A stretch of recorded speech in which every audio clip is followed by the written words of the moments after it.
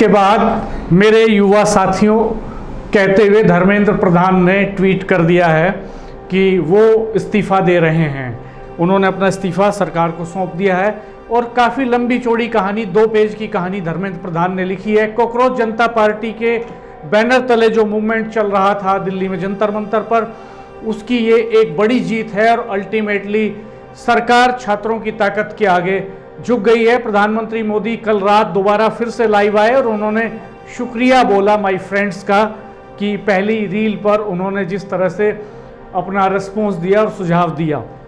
धर्मेंद्र प्रधान लिखते हैं कि मैं पिछले 4 दशकों से अधिक समय से छात्र, शिक्षक और शिक्षा सुधार के लिए समर्पित रहा हूं।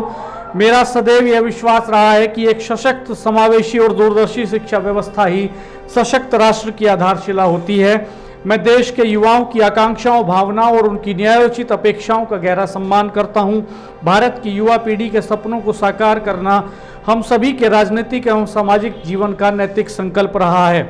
आदरणीय प्रधानमंत्री जी के दूरदर्शी नेतृत्व में राष्ट्र की सेवा करने का जो अवसर मुझे प्राप्त हुआ, उसके लिए मैं प्रधानमंत्री जी का आभार प्रकट करता हूं। किंतु 3 मई 2026 को हुई नीट यूजी की परीक्षा में सामने आई अनियमितताएं पाई गई। भारत सरकार ने इसको तुरंत संज्ञान में लेते हुए सीबीआई को जांच सौंपी और परीक्षा को रद्द किया और पुनः परीक्षा की तिथि घोषित की गई। इसके साथ ही अगले वर्ष से इस परीक्षा को सीबीटी मोड में कराने का निर्णय लिया गया। इस दौरान हमारी प्रमुख प्राथमिकता यह रही कि 20 लाख से अधिक छात्रों की परीक्षा सुचारू रूप से आयोजित की जाए।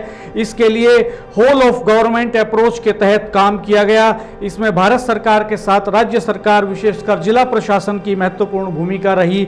साथ ही छात्रों, अभिभावकों और माता पिता के सहयोग से 21 जून 2026 को यह परीक्षा पूर्ण हुई। पहले ही दिन से इस पर मैंने जिम्मेदारी ली और इस परिस्थिति से कभी मुंह नहीं मोड़ा। मेरा यह संकल्प था कि हम किसी भी मेधावी छात्र की संभावना परीक्षा माफिया के कारण खराब नहीं होने देंगे, किसी भी छात्र के साथ अन्याय नहीं होने देंगे। 16 जुलाई को घोषित नीट यूजी के परिणाम संतोषजनक रहे, जिसमें गरीब पृष्ठभूमि से आए कई मेधावी छात्रों को भी सफलता मिली, परंतु इस दौरान भी कई छात्रों को गुमराह करने के लिए जिम्मेदार पदों पर बैठे व्यक्तियों ने बाधा डालने की कोशिश की, जिससे मन अत्यंत व्यथित हुआ। धर्मेंद्र प्रधान आगे लिखते हैं कि मैं सदैव प्रजातंत्र की शक्ति में अटूट विश्वास रखने वाला हूं और युवाओं की आकांक्षाओं, सपनों और अपेक्षाओं का गहरा सम्मान करता आया हूं। वे केवल भारत का भविष्य ही नहीं है, बल्कि एक नए और विकसित भारत के वाहक, निर्माता और भविष्य के शिल्पकार भी हैं। पिछले 10 दिनों का घटनाक्रम देखकर मेरा मन दुखी है। यह मेरे लिए व्यक्तिगत प्रतिष्ठा का विषय नहीं है। भारत की युवा शक्ति इस देश की असली ताकत है। देश की युवा शक्ति को भ्रम के कुचक्र में फंसने नहीं देंगे, यही मेरा संकल्प है। जंतर मंतर पर देश में जो स्थिति बनी हुई है, इस स्थिति का राष्ट्र विरोधी ताकतें लाभ न उठाएं और देश की एकता बनी रहे। भारत के एक भी विद्यार्थी का भविष्य कानूनी पेचीदगियों में न उलझे। हमारे बच्चे अपना समय पढ़ाई में लगाएं, करियर पर फोकस करें। इसी बात पर विचार करते हुए मैंने अपना त्यागपत्र माननीय प्रधानमंत्री जी को भेज दिया है।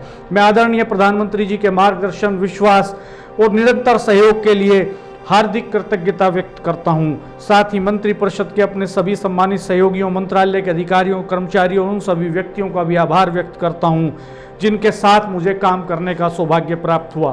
राष्ट्र सेवा मेरे जीवन की सर्वोच्च प्राथमिकता है। मैं इसके लिए सदैव समर्पित रहूंगा। प्रभु श्री जगन्नाथ जी के आशीर्वाद से मैं भविष्य में भारत माता, उड़ीसा की जनता और देश के युवाओं की आकांक्षाओं की पूर्ति के लिए हर संभव रूप में स्वयं को समर्पित रखूंगा। आपका धर्मेंद्र प्रधान।